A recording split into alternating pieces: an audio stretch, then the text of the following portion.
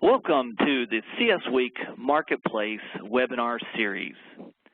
CS Week Marketplace offers fresh perspectives and strategies presented monthly by knowledge specialists from the Conference 40 Platinum and Gold sponsors. I am John Sild and I'm with CS Week and I'll be your moderator today. Please mark your calendars. CS Week and Conference 41 will be held from May 22nd through the 26th, 2017 at the Fort Worth Convention Center in Fort Worth, Texas. Watch your email and our social media channels for registration information later this fall. This program will be recorded and available for playback, along with other archived presentations later this afternoon. You will find it by selecting Marketplace under the Webinars drop-down menu on the csweek.org homepage. Attendees are encouraged to upload questions to the Q&A panel as they arise. However, all questions will be held until after the presentation for the Q&A segment. Please ensure that you address your questions to all panelists so that we may see them. Today's webinar is CIS Done Right, Alliant Energy's Implementation Story. Our presenters today are Tim Heinrich, Director of Customer Support Services at Alliant Energy, and David Jost, Director of Information Technology Services at Alliant Energy. We want to welcome both Tim and David. We thank you guys for joining us, and I'm going to turn it over to you. Great, thank you, John. This is Tim Heinrich, and appreciate all of you joining us today. Dave and I are going to tag team the presentation and walk through the story of how we've transformed our customer service organization with a modern CIS solution. While we appreciate the name of today's webinar, it might be a little bold to say that CIS done right. I think we certainly feel very good about our project, but you know, like all CIS implementations, we had a fair number of issues and are adjusting to using the new system. But we're happy to have the time today to share with you the story of our implementation. In terms of today's discussion, we're going to go through an overview of what we call the MCIS project. In our company, we called it the Modern Customer Information System project. So you'll hear us refer to MCIS throughout the presentation today. We'll hit on some of the project drivers, the timeline, our partners, and then the business case and the benefits of the project, as well as share with you some lessons learned from our project execution, talk through our change management strategy, which was a key part of our success, our PostGoLive Experience, and some keys to our success. First, a little bit about Alliant Energy. We are headquartered in Madison, Wisconsin. We have about 1.4 million electric and natural gas customers in 2 Midwestern states, Iowa and Wisconsin. Our service territory is about 28,000 square miles. We're the second largest utility in both Wisconsin and Iowa. We have 4,200 employees. We're a $3 billion company and $12 billion in assets. And so we are a combination utility. We're a product of a merger about 16 years ago and have been working through merger integration really since that time, and actually the CIS project was sort of the final piece of that, bringing together our two disparate systems and getting all Alliant Energy customers on one platform. Here's a quick overview of our project.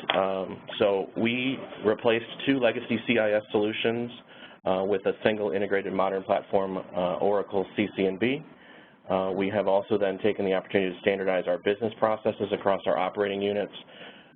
We also then had the opportunity to introduce a new customer service organization, change the way we have our structure within the customer support services area, how our call center operates, how our billing functions are organized.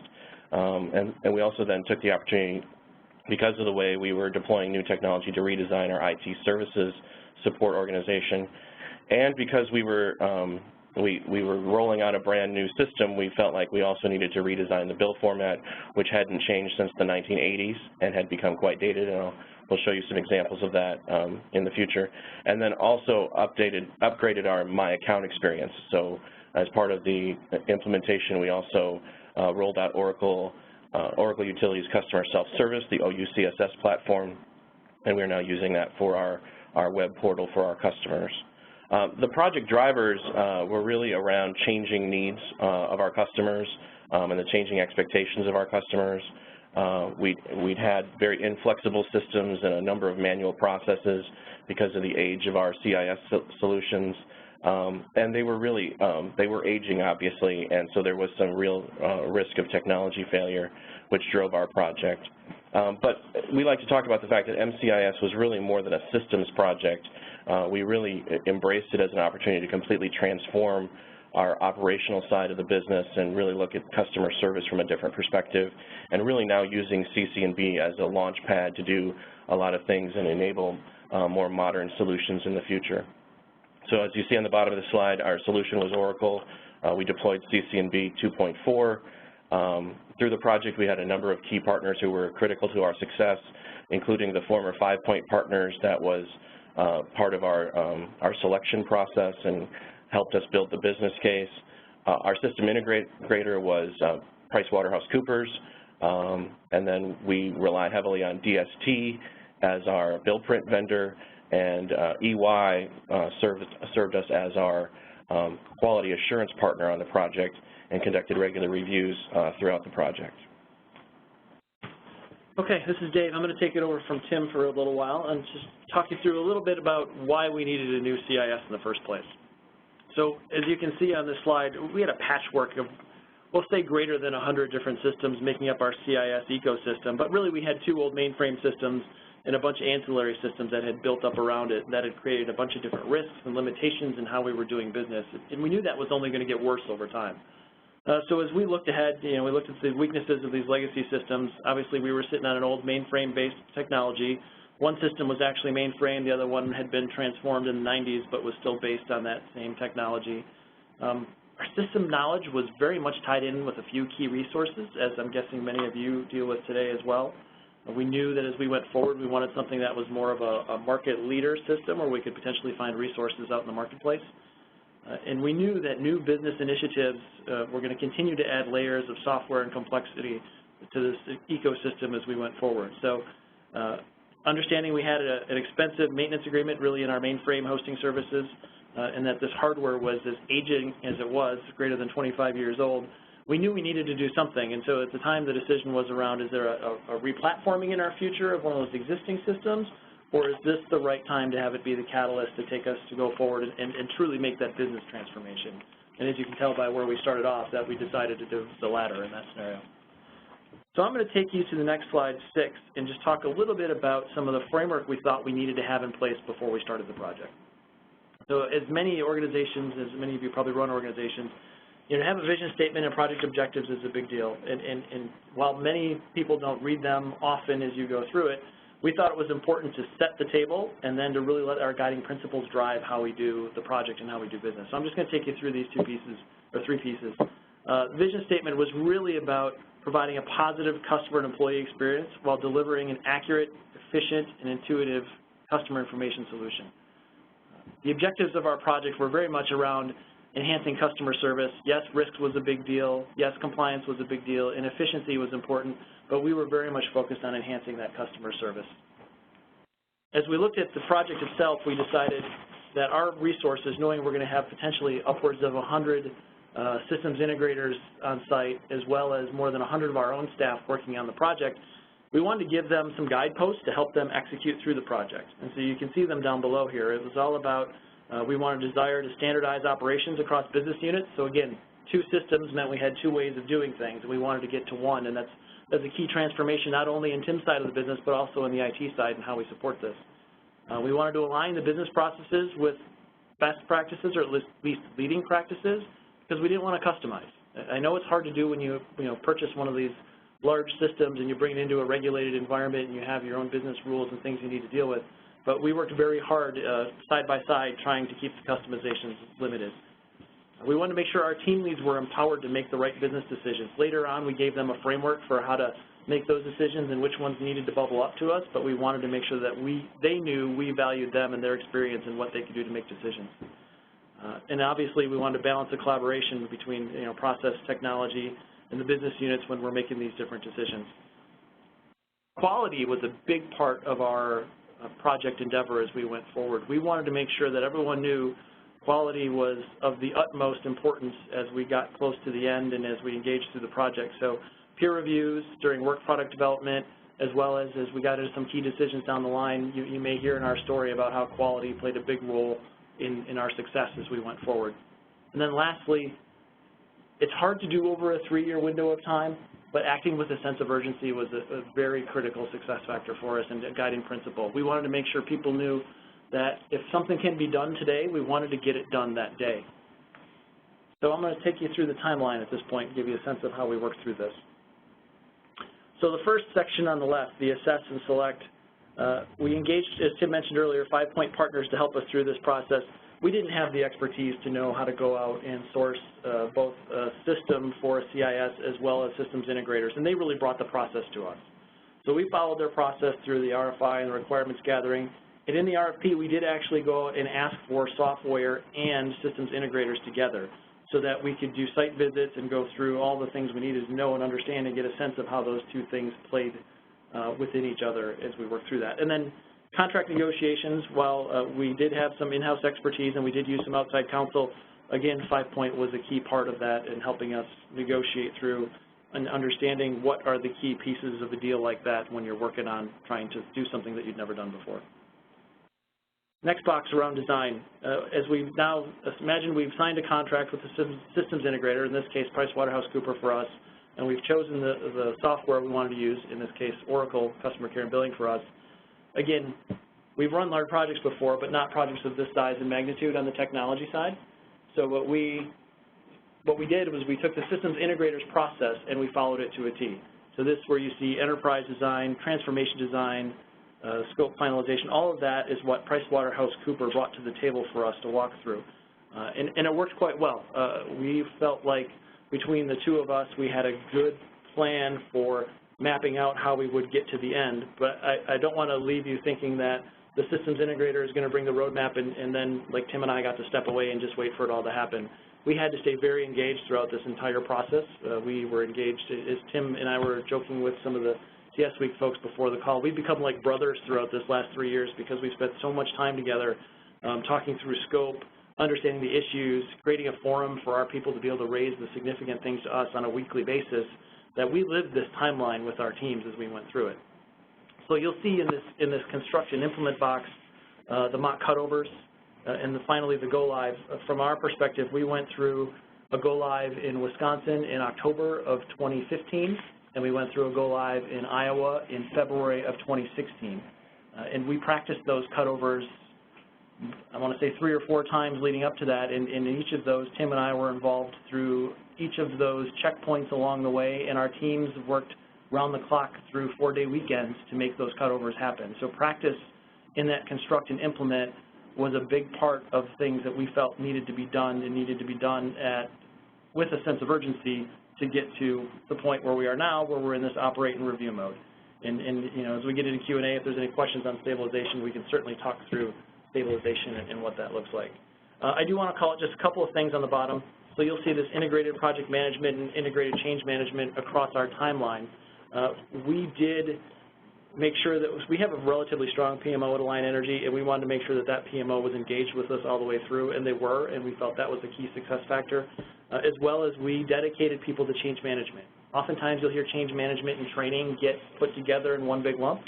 We felt that change management was significant enough of an effort, and we were changing enough processes across the organization, not just in Tim's organization, not just in my organization, but in the field, in accounting, and other places, that it was worthwhile to dedicate some resources to change management, and we're very glad that we did do that.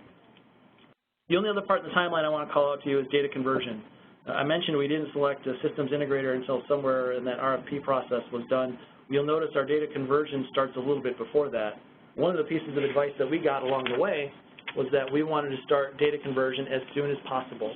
So as soon as we finished interviews with the systems integrators, we started our data conversion team on cleaning up as much data as they possibly could before we ever even started the project. And again, something we're very glad that we took on. So let me talk a little bit through the business case. I had the pleasure of going to the board with our executive sponsor, Greg Lowry, and talking through the business case with our board of directors. And I can tell you, while they recognized that we were dealing with old technology, and yes, the systems are old, and yes, we need to replace them, and yes, you need some capital to do that, when it came down to should we just re-platform or should we actually execute this project, it was very much about the other things. It was much more about how much revenue we're currently billing on manual spreadsheets, our ability to meet large customer needs, and the costs to react to rate changes and regulatory changes along the way.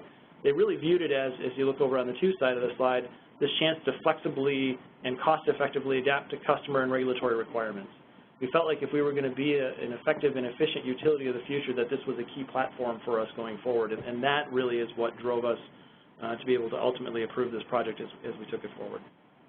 So the benefits, while they were included, definitely avoided IT capital spend. I think Tim and I had mapped out a 10-year horizon of what kinds of projects we felt we would need to do if we didn't get this project approved, and that definitely showed that we would have some additional spend along the way if we didn't go this route, as well as labor efficiencies both on the customer support side and the IT side, as well as some of the back-end technology. At the end of the day, it was those things coupled with the fact that to be the utility we want to be, we need to have that flexibility as we go forward. So you can see down below a little bit of the operational benefits that we included in the business case as we went through it. There was definitely a minimization of some of the risks and a maximization of a lot of the efficiencies, and I already talked about it. In Tim's group, a lot of it's around getting to be able to reduce those call handle times and those manually generated bills. In our finance group, it actually streamlines their monthly close process quite a bit.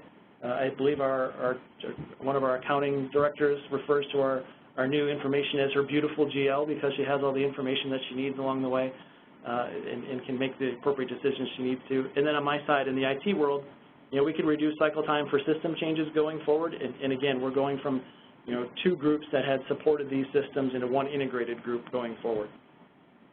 And then lastly, and I don't want to undersell this, the enhanced customer service was a significant piece of what we did. In this redesigned bill format, we were using a very old, antiquated bill, and our new bill, as Tim will walk you through, looks much better, and our customers are really enjoying it. Maybe not so much getting a bill every month, but at least the format of the bill. So let's talk a little bit about how we executed the project. I know everybody likes org charts and how you put some of these things together. At the top says project sponsors. That's really the role Tim and I played as we worked through this. We had an executive sponsor, Greg Lowry, who was our vice president and helped guide us through all of this as well. The three of us spent a lot of quality time together engaging with that steering team to really get a sense of what are the key decisions. We brought steering team members in from finance, audits, field, regulatory, legal. I mean, all the places that we were touching the relationships from a customer perspective. All those folks together helped us make a lot of the key decisions that we needed to make as we took this forward. And we needed that alignment as much as we needed change management in this project. So let me talk through a little bit of the org chart. At the top, below that in the green, you'll see our program manager. We really looked for three key things in our program manager, and we had a fantastic one in Brad Pinkham. But Brad's experience from running large projects was key for us. The fact that we had a professional project manager who knew project management skills inside and out was key to us.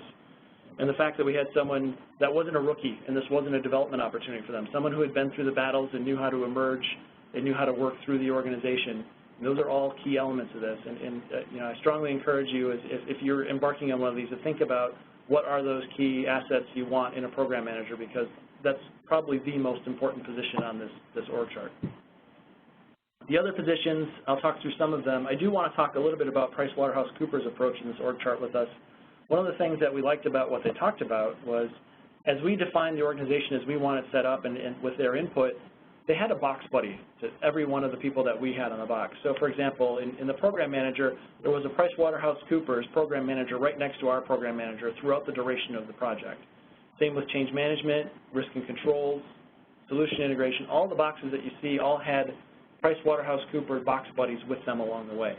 And that proved to be invaluable in the sense that they're the ones with the expertise, and our folks get a chance to learn from them side by side as we work through the project. And you get a chance to divide and conquer a little bit as you need to as you go forward. So you'll see we had a change management lead, which, as I talked about earlier, was a big deal. A risk and controls lead, which was one of the reasons we ended up selecting PricewaterhouseCoopers in the first place. We liked the fact that they put as much emphasis on risk and controls as they did. Helped us understand and manage our regulatory environment as well as our audits and accounting environment. which, believe it or not, if you haven't been thinking about that as you think about your customer system, it's a significant component of what you need to be thinking about going forward. Our solution integration lead, we had one on each side. You'll see within there, we actually had a couple of threads. We had a billing and metering. We actually decided to replace our asset management system for meters at the same time as we did this, so the billing and metering lead was a key component, as well as customer service and field work and finance and collection. On the technical side, we needed a conversion lead. We definitely needed a lead solution architecture and development, as well as enterprise architects helping us through this. And on the bottom in the blue, I don't want to undersell this either, we got into the project and quickly realized we needed a reports lead because we were going from 2,800 reports down to some 200-ish, maybe 250 after this was done. And to rationalize those reports and to bring it down into something tangible and manageable and then to lead the organization through it, it's important that you have someone on the point for leading that. And then lastly, there's a project management lead over on the far right, someone really to help keep the schedule and keep everyone in line and on task and give that transparency as where things are at is very important. So the last slide I'll take you through before I turn it back over to Tim is really around our lessons learned. And we learned many lessons. We probably could have filled 5 or 6 slides on this one, but we'll stick to one, and I'll talk you through at least the key ones that we've got here. The first one is around roles and expectations. You know, making sure everyone is engaged for the long haul is a difficult challenge. We are fortunate in that we have dedicated, hardworking people that care about Alliant Energy and worked tirelessly to get this thing done and push it over the finish line. I don't know that every organization is blessed with the talent that we had as we worked through this. We're appreciative of the fact and the work that those folks have done, but we did recognize that it was a long haul, and we did do some things to protect them along the way in that long haul, and you need to think about how you would do that as well. From a project schedule perspective, you have to expect delays. You have to manage stakeholders' expectations as you go through this around timing. And I think, you know, one of the things I recall as we went through this project is Tim working tirelessly with both our regulators and our internal customers, helping them understand what was happening, when it was happening, and why it was happening. To have someone who's willing to go out and put themselves on the line for the project is important, and make sure you've got someone to do that. Third parties are also a big deal. You know, we talked about we had 100 applications as we went into this and wanted to consolidate that down. We got it down to, I'd say, maybe 40 to 50. But that still means you have 40 or 50 third parties that are still integrating in some way, shape, or form with your customer information system. So engaging them early, helping them understand what role you want them to play, both from a testing and development and from a cutover is a big deal. I already talked about our guiding principles. You know, we reiterated those regularly. We did engage in open dialogue with our systems integrator. We had a weekly touch point with them that we lovingly deemed the locker room, where we could kind of go in and talk about anything we felt we needed to say back and forth to each other, and that open communication only helped as we worked through things. We needed to understand how these changes impact our customers, and you'll see some of the communications that Tim and his team had put together as we worked through the rest of how implementation happens, as well as end user training. We didn't just go over what they needed to do, but we went over why they needed to do it and how they needed to do it. But not everything is easy, right? Knowledge transfer was a big deal and was a struggle to get through, and we're still working through some of that yet today. When push comes to shove, it seems like it's more important to get the project done than to finish knowledge transfer, so be aware and cognizant and pay attention to that as you go forward if you're embarking down this path. And customers care about making their payments. Tim and I were more than surprised about the fact that when we went into a cutover weekend and we had to shut down the call center for 2.5 days leading into, or 4.5 days if you count the weekend, leading into the cutover, how anxious people were on Monday morning to pay their bills. I think I remarked at one point you would have thought we were selling iPhones on Monday morning because we had our web servers were getting hit hard, our call center was getting hit hard, and those first few days you come out after the blackout, it's not as much about the system and how it's working as about the pent-up demand that you left behind in those few days as you cut over. So pay attention and be aware that your customers care about making their payments, and they're going to be there come Monday morning when you come back up. And then lastly, prepare a go, no-go checklist in the cutover planning process, which I think Tim is going to take you through now. Thanks, Dave. Yeah, the cutover planning is obviously very critical to the success of the project. You know, this is where the rubber hits the road. All that planning and all that testing and design work really comes home to roost once you go through Cutover. And we had, again, with the great support of PwC, we had a very extensive go, no-go checklist. It covered more than 50 specific status items, everything from infrastructure readiness to operational readiness and data readiness, that we reviewed many times in the months and weeks leading up to our Cutover.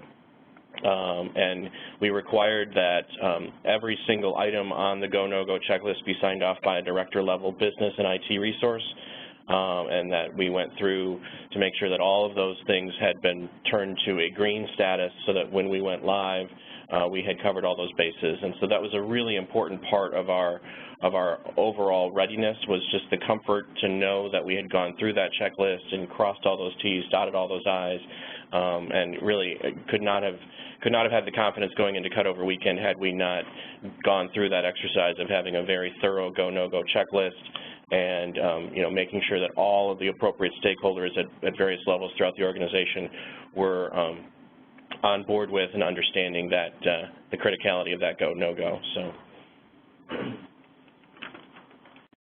another part that we've talked a little bit about that I want to emphasize for the next set of slides is just change management as an important part of our overall MCIS story.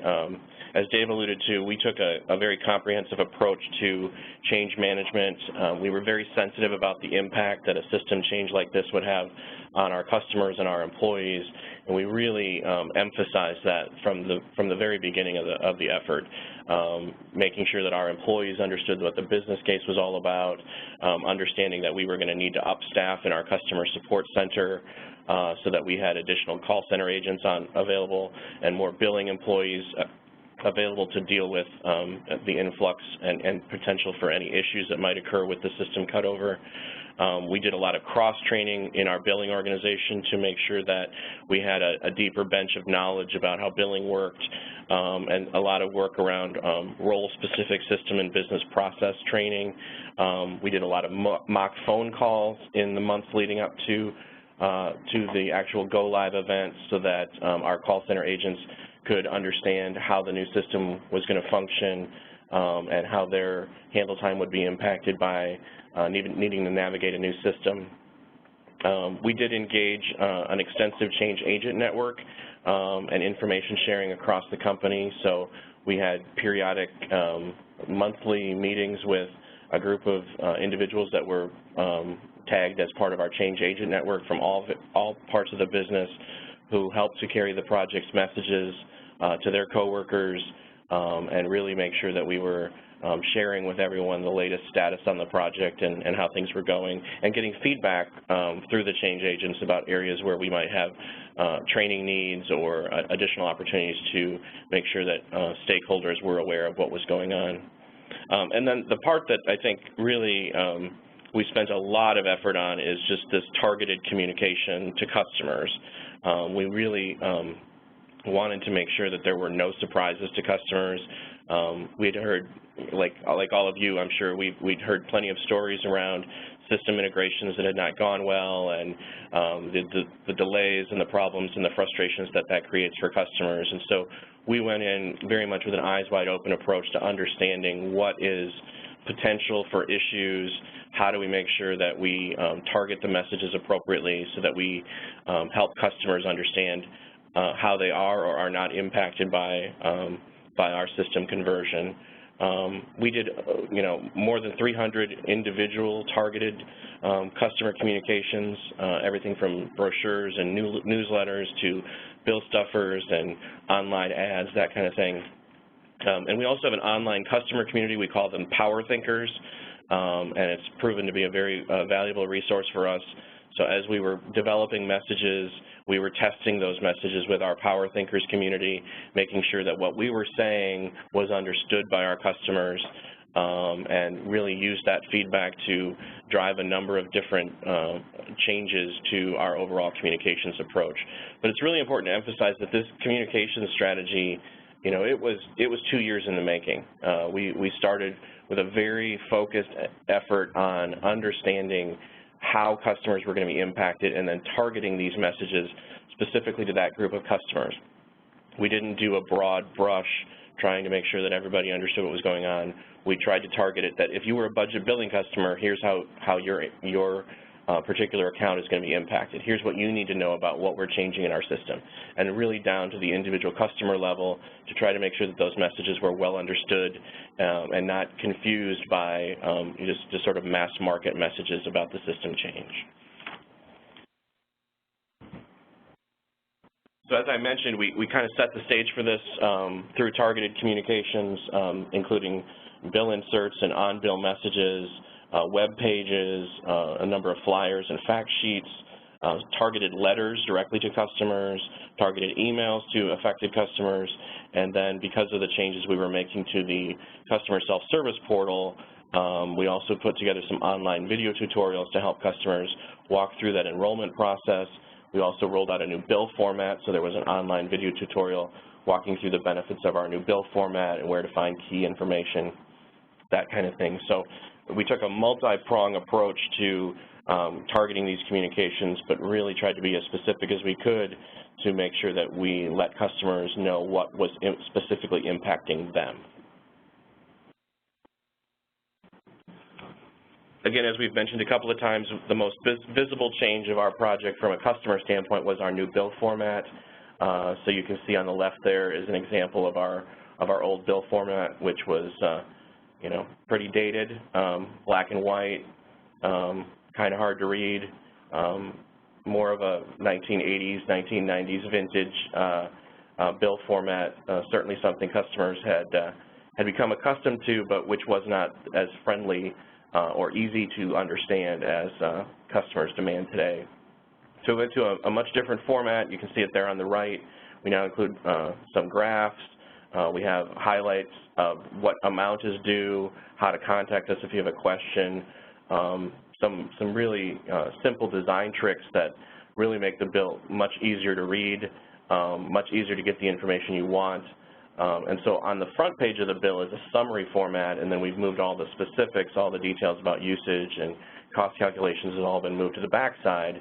And another part that we're very excited about with our new bill format is that we have these dynamic messaging spaces. So if you look at the new bill and the area right above the triangle that says amount due, there's a message board there, which allows us to put specific messages targeted again at an individual customer level to highlight things that might be different on their bill.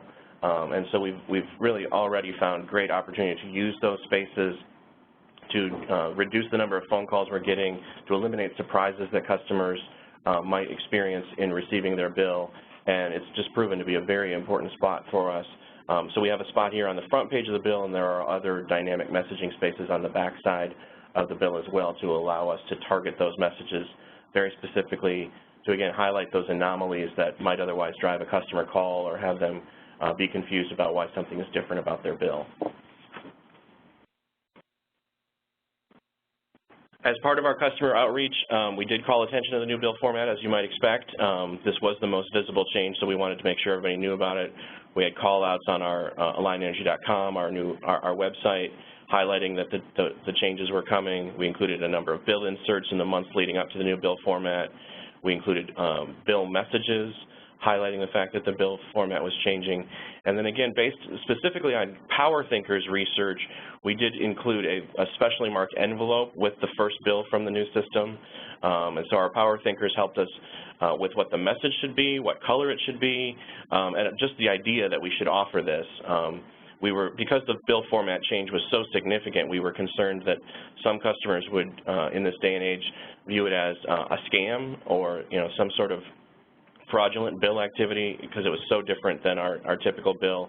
And so we wanted to highlight that, and so we included a specially marked envelope with the first bill and highlighted the fact that the format had changed, again, based on that feedback from our customers.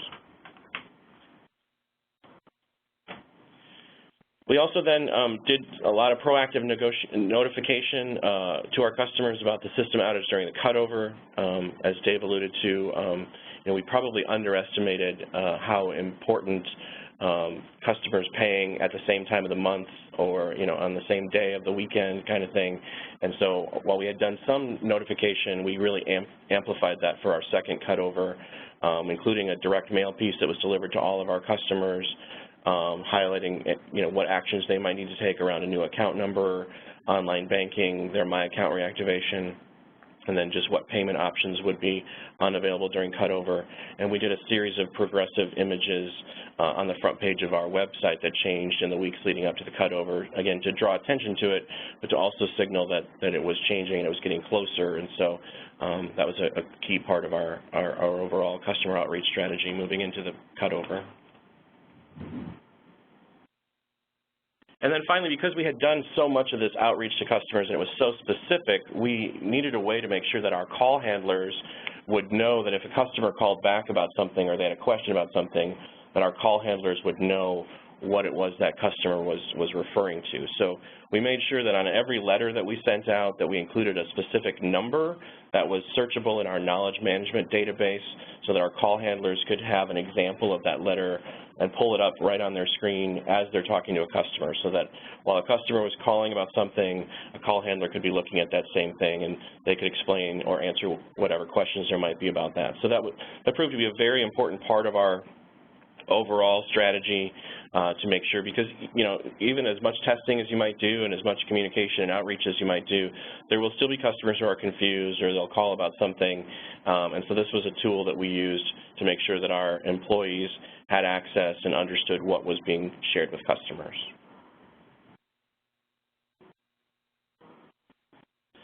So in terms of our post-go-live experience, despite the significant change and minor operational challenges that we had after our October Wisconsin cutover, things were very steady for us. We rebounded very quickly.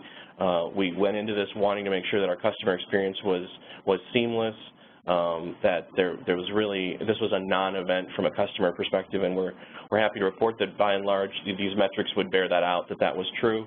Our regulatory complaints year over year for the same time period were actually quite a bit lower. Our call center customer satisfaction, as measured by a post-call survey, were actually in line with or slightly higher than the previous year, and our J.D. Power scores were actually higher coming out of the cutover. The other thing that we paid a lot of attention to in our communications and cutover planning was social media. We were very sensitive to the fact that that's a venue that customers will use to provide feedback about system challenges, and we had less than a dozen comments on our Twitter page, including one that I still like to make fun of Dave about, our tech guy. But by and large, our customers were completely unaffected by it, and our social media activity was very minor when you consider the scope of what we did in terms of the overall system change. It's always refreshing to know that we had very little social media, yet they called me out for taking the system down along the way. So just to bring it home, we talked through a couple of critical success factors, and we've hit on most of these as we go through it. Frequent and transparent communication with all stakeholders. I can't give Tim and his team and our change management group and our project leadership enough credit on this. They did a lot of work in making sure that everyone knew where we were and where we were going along the way, and that definitely lended itself to be a critical success factor. The ongoing quality assurance approach we had with Ernst & Young, our monthly meetings with our QA person from Ernst & Young, he definitely was no Elmer Fudd. He did a great job in helping us through understanding what we needed to do and where we needed to be, and called us out when we needed to be called out for things to pay attention to as we went forward. Our sponsor support and involvement, I can't really toot my own horn or Tim's, but maybe Greg, as our executive sponsor, was extremely engaged, understood all the nuances of the project and what those decisions did and how that would impact customers, and that also helped us to get there. Clear and consistent message regarding no customizations. Tim and Greg and I actually reviewed every single customization that needed to be approved for the project, and I think the collaboration between the three of us holding the line as much as we could helped keep that as close as we could to home. The regular monitoring of the post-go-live dashboard was a big deal, and the stabilization metrics today, Tim's still monitoring those as we go forward in his organization. The involvement of our subject matter experts throughout the whole project. We had great people both on the business and IT side that knew how things worked before, great people from PwC that knew how things should work in the future, and together those folks all helped us map a good path as we walked through this together. The early and active change management efforts, the realization of change management was more than training, and the change agent network and the things that our change management team did definitely yielded benefits. Our effective balancing of Project Triangle, right, it's always about cost, scope, and schedule, knowing what one would do to the other. I'd add a fourth in there of quality, because oftentimes we use quality to help triangulate ourselves as we work through this. Our focused vendor management and contract administration, I talked a little bit earlier about the fact that we had a number of vendors that we wanted to engage at different points along the way. That doesn't happen by accident. It doesn't happen happenstance. It takes partnering with your sourcing organization and administering a bunch of different contracts and scopes of work, and I was glad to see that we were able to get out ahead of that so that we could have successful cutovers and successful support afterwards. Again, thoroughness of testing. I think a few others of my peers have come up to me and asked, if there was one thing that you would ask me to look at and pay attention to, what would it be? And it would be this one every time. The thoroughness of your integration testing, a full cycle parallel test, and multiple mock cutovers. Without those, I don't know how you can have confidence that you can handle it when you go live. And I think, if Tim and I look back on this, we would say that was the one thing that we would point to that was probably the most effective in getting us ready. And then lastly, just this eyes wide open approach to cutover. Right, you're going to have to be ready to quickly and effectively respond to issues, and we had issues other than the people calling me out on Twitter as the tech guy.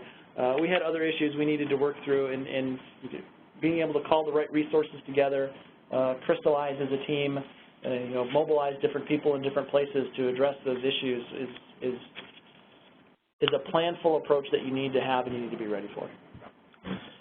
The other thing I would just mention really quickly is that one of the things that I look back on as a sign of our success is that our corporate communications people made a point of providing media training to Dave and myself and Greg Lowry, our executive sponsor, in the event that we should turn into a news story, that we had been through the drill of understanding what it's like to be in front of a camera and making sure that we were prepared for that. And while that was an interesting exercise for the three of us, it was something that we can say we did, but we never had to utilize. And I think that that's a really important part of our planning, and what I look back on as the fact that our project, while it had some bumps, I certainly don't want to sit here and say that it was flawless. By and large, our customers were unaffected by our system change, which is what we had hoped for, and that from a corporate reputation standpoint, it was a non-event. And if anything, it's been gratifying to know the attention we've received positively from CS Week and others around the fact that our project was done right. So with that, I will wrap it up, and I think, John, you're going to lead us through some questions, correct? That's correct. We have a number of questions for you. Let's start off with our first question. What were some deciding factors when you selected Oracle CCNB versus other packages? Yeah, I'll start and let Tim add color. So Oracle CCNB versus the other packages, we had it narrowed down to a couple, and we had a large group involved in kind of weighing the scoring. We actually had some pretty advanced scoring that 5 Point Partners, now Ernst & Young, helped us through. I'll tell you, the business side, Tim's organization really likes the look and feel of the Oracle product better than the other things we were looking at. And then from my side, from a technical perspective, it gave me a chance to do a couple things.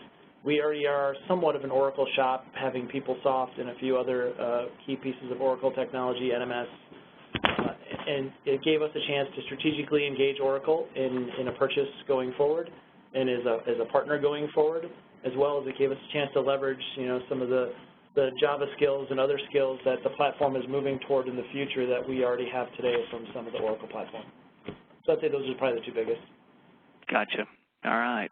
So kind of a follow-up, when you were doing this project, how did you manage the interpretation and variances that can occur between yourselves and a system integrator and avoid scope creep? Well, I'll start and let Dave weigh in here, but I mean, I think it's part of the message that Dave mentioned in one of our critical lessons learned, which is that open dialogue with your system integrator. I mean, I think we found early on in the project that was absolutely critical to our collective success, that we needed to really be able to have, open, frank conversations about where things were at. It was very important that we all be on the same page and understanding that there are commercial terms involved here, but at the end of the day, we're both charging toward wanting this to be a successful project, and having that open, honest dialogue was really critical to our success.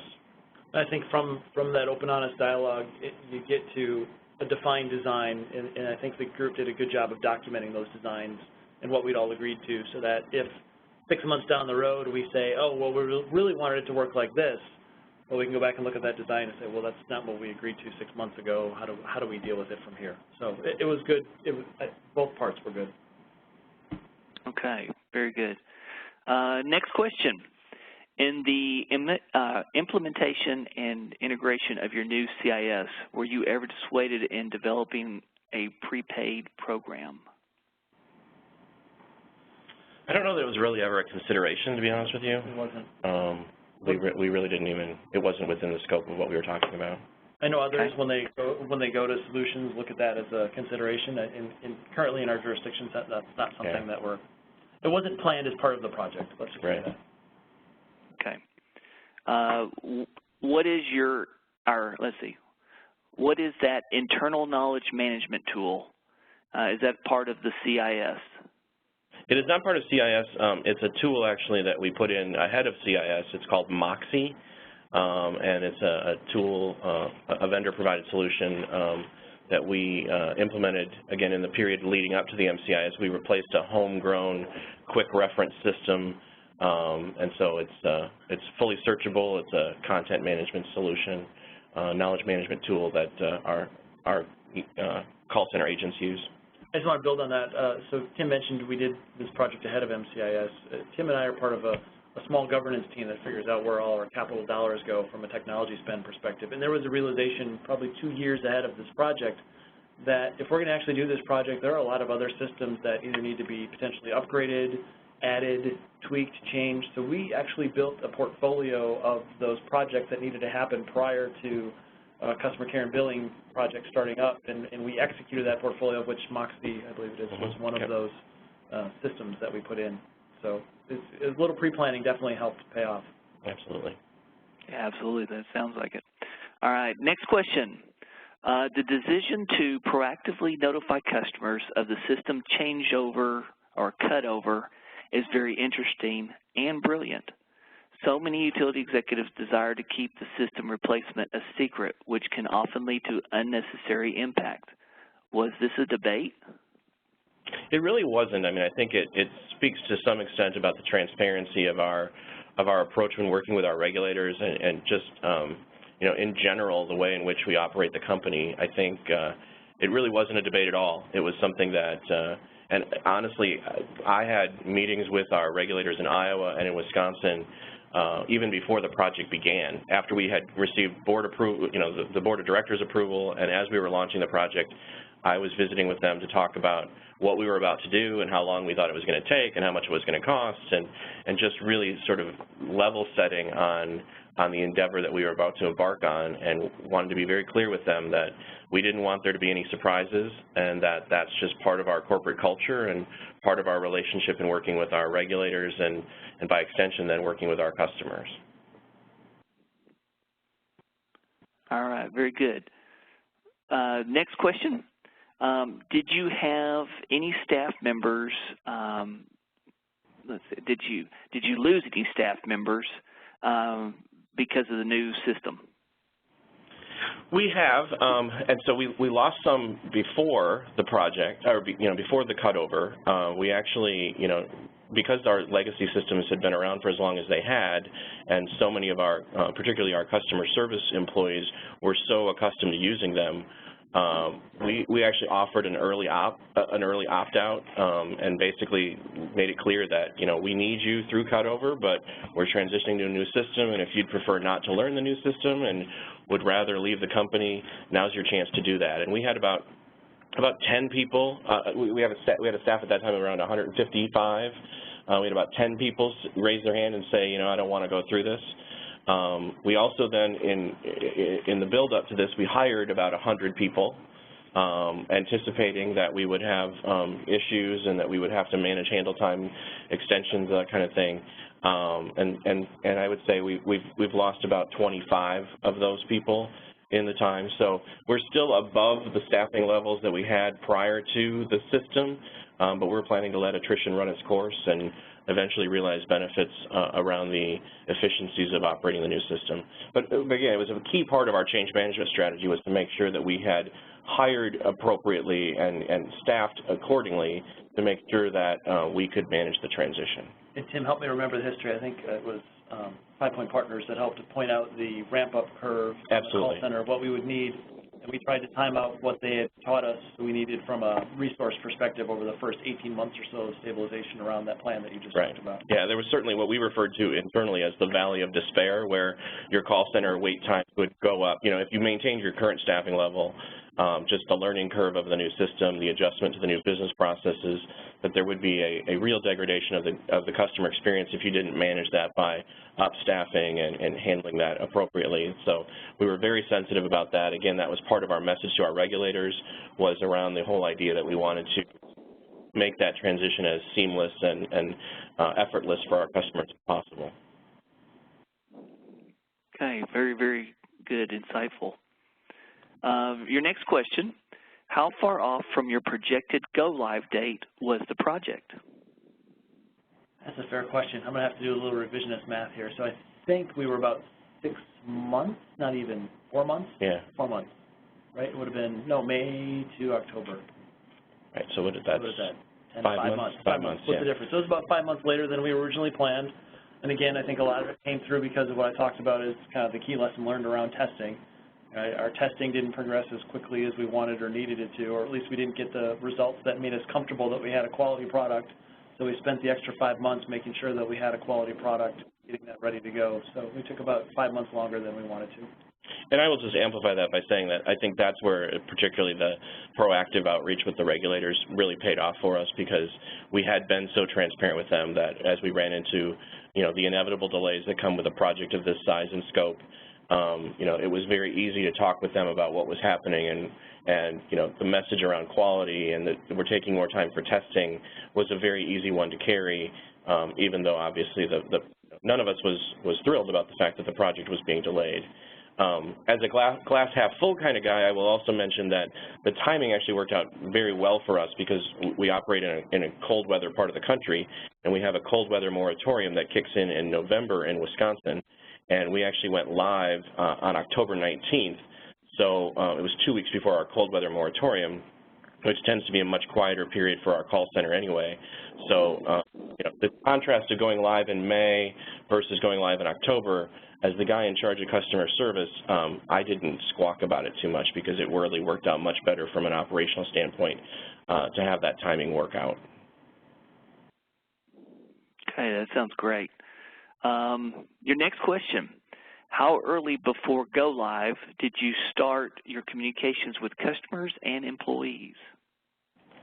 So our employee communications began as soon as, or even before, after we had engaged 5 Point back in 2012, we were talking about the project and going through, you know, we had a number of business people and IT people obviously involved in the selection process. Our people from regulatory, our people from account management and finance were all involved in the RFP process. So it was a well-kept secret that we were, not very well-kept secret, I should say, about the fact that we were going through this process. And then as soon as we got the business case approved by our board of directors, we let everybody know. We staffed up the organization. We recruited employees from the business to join the project team. And so, you know, it was really, you know, even before the project actually officially launched, that we were doing that internal communication.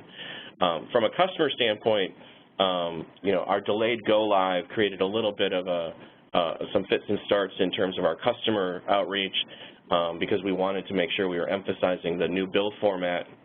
So we actually put some bill inserts in as early as March of last year, anticipating a May go live, which we then didn't go live till October. So there was some lag in terms of that communication to customers, but you know, generally I would say 60 to 90 days prior to the cutover is when the majority of the customer communication really ramped up.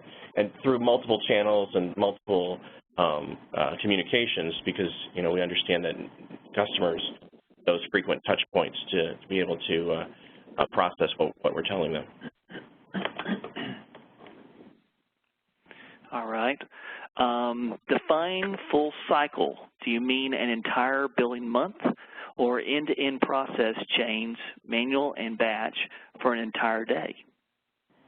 In our case, this was our full cycle of every billing cycle for an entire month. Yep. So we did a full parallel test went through every billing cycle for a full 4 weeks. Yep. All right, next question. What were some key preemptive work that you did, i.e. address cleanup prior to segments of the program to make things run more smoothly? Yeah, I'll start and let Tim add. We definitely did do address cleanup as part of it, but that continued on throughout the program as well. I don't know that you're ever done with address cleanup until you're actually converted over. We also did a couple of key system upgrades. Our meter data management system we upgraded right before we went live.